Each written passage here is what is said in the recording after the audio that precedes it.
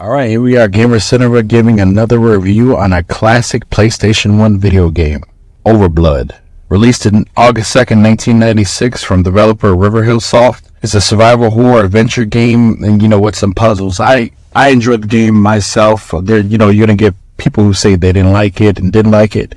But I remember playing this game back in the day and I loved it. I mean, sure, the controls were clunky, and that was one of the main issues of the game that people didn't like, but I didn't mind it because it had a great storyline. It was a slow burn classic, film horror storyline with sci-fi. Overblood is about a guy that wakes up from a cryogenic sleep with no memory, doesn't know his name or anything like that. And he ends up running into a robot, like an AI robot, that ends up helping him while he's stumbling through this underground laboratory base. And throughout that time, he discovers an evil virus is coursing through his veins, and he's got to find the antidote in less than a few hours. And with the help from that robot, and he also runs into a mysterious woman, he starts to run into these other infected people that are throughout the laboratory that he must fight off before they kill him. See, when this game came out, it was kind of like fell under the radar, but when Resident Evil came out, it was this big action horror spectacle that everybody loved, and of course everybody loved because the first couple Resident Evils were great. You know what I mean? But then people started comparing Resident Evil to this game, Overblood, and of course Resident Evil is a better game than Overblood, but that doesn't debate the fact that Overblood was still an entertaining sci-fi horror adventure. A lot of old reviews, they revolved around the lack of action in the game. I mean, it's kind of valid, but when you think about it, it seems to me that the developers were trying to make something more like a sci-fi horror story-driven adventure. The main character, his name is Raz. Come to find out that he doesn't actually run into his first enemy until about an hour into the game. The game is not a very long game. You can beat it in about 4 to 5 hours. It's not an action-packed gore fest. It focuses more on puzzles and some platforming a little bit. And they work reasonably well. I remember playing this, and some of these puzzles, let me tell you, they were a pain in the ass, boy.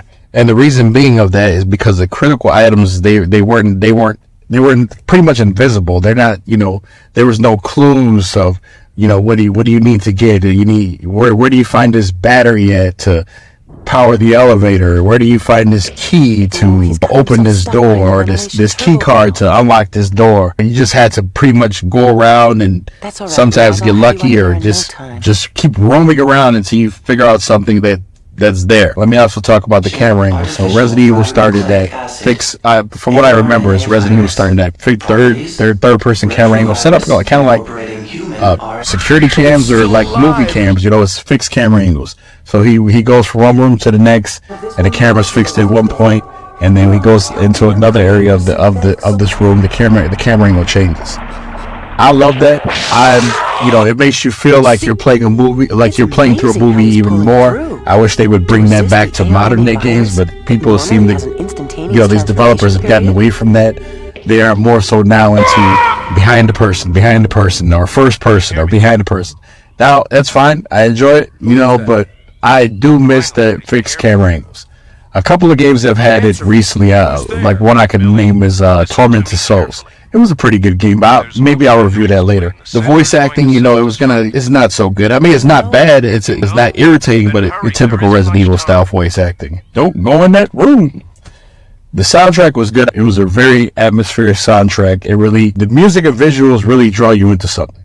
And the music was very good, and it draws you into the game. Although in the camera angles, you can toggle between 3 camera perspectives. You got first person, which I didn't like or care for this game.